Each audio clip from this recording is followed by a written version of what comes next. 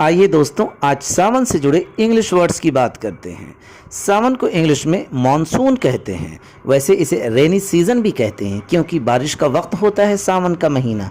वैसे इस बार सावन का महीना करीब 2 महीने के आसपास का है। सावन के मौसम में सब कुछ सुहावना होता है। सुहावना को इंग्लिश में प्लीजेंट कहते हैं। प्लीजेंट मीन्स सुहावना। अच्छा, चारों तरफ हरा भरा दिखाई देता है।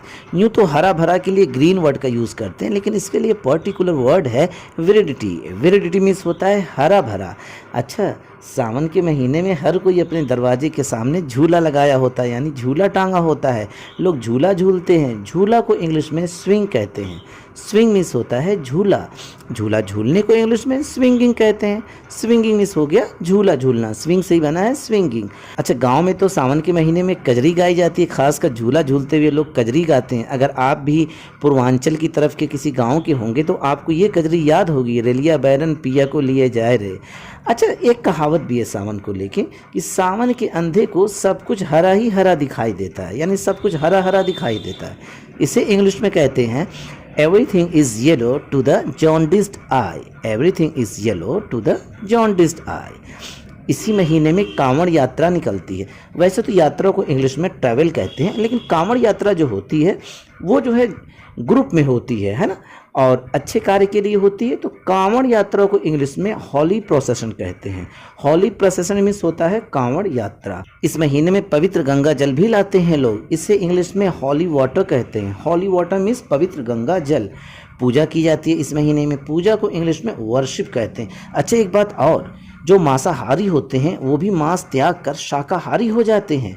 मांसाहारी को इंग्लिश में नॉन वेजिटेरियन कहते हैं, जबकि शाकाहारी को इंग्लिश में वेजिटेरियन कहते हैं। जब पूजा करते हैं तो पूजा की सामग्री की ज़रूरत होती है। पूजा की सामग्री को इंग्लिश में वर्शिप मटेरियल कहते हैं। वर्शिप मटेरियल मीन्स पूजा की सामग्री, और इन सब सामग्री को पूजा की थाली में सजाया जाता है। पूजा की थाली को वर्शिप प्लेट कहते हैं।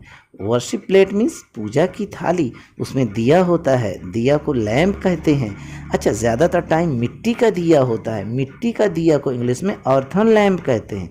अर्थन लैम्प मीन्स मिट्टी का दिया है। ये एशिया में सबसे ज़्यादा मशहूर इंडिया के यूपी स्टेट के आजमगढ़ डिस्ट्रिक्ट का होता है, और उसमें रुई की बाती लगाई जाती है जिसे कॉटन विक कहते हैं।